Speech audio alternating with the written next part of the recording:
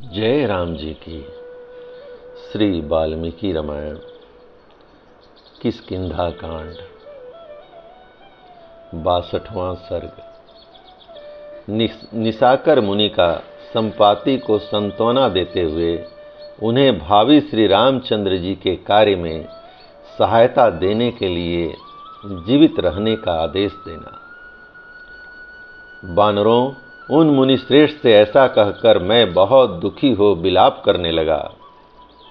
मेरी बात सुनकर थोड़ी देर तक ध्यान करने के बाद महर्षि भगवान निशाकर बोले, संपाते, चिंता न करो।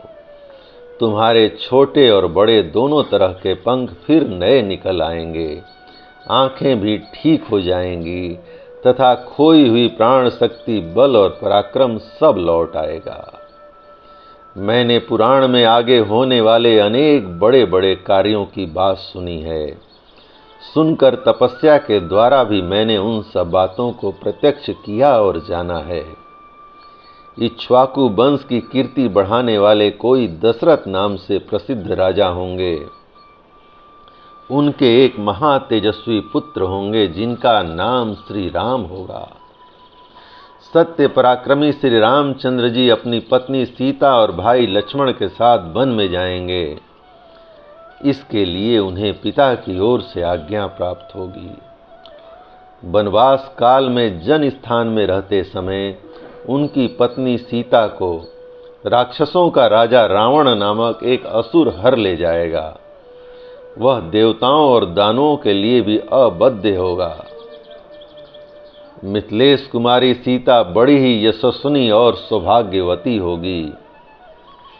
यद्यपि राक्षस राज की ओर से उसको तरह तरह के भोगों और भक्ष्य भोज्य आदि पदार्थों का प्रलोभन दिया जाएगा, तथापि वह उन्हें स्वीकार नहीं करेगी और निरंतर अपने पति के लिए चिंतित होकर दुख में डूबी रहेगी।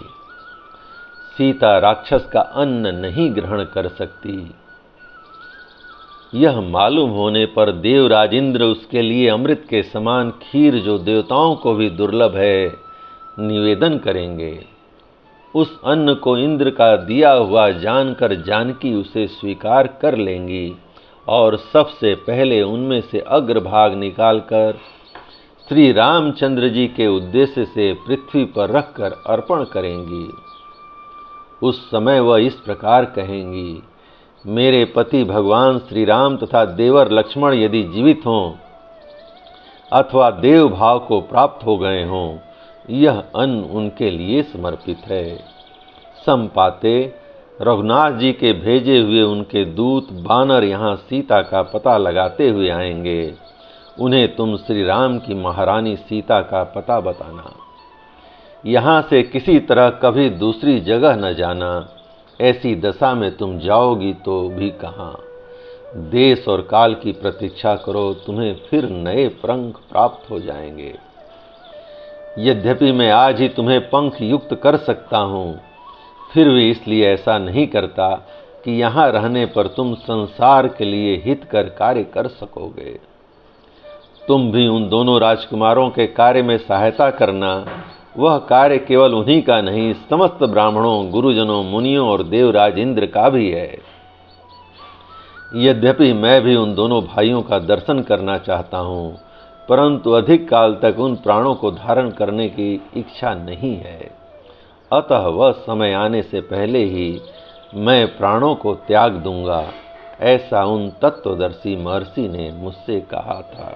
जय राम जी की। इस प्रकार श्री वाल्मीकि निर्मित आर्ष रामायण आदि काव्य के किष्किंधा कांड का 62वां सर्ग प्रभु श्री राम की कृपा से पूर्ण हुआ। जय राम जी की।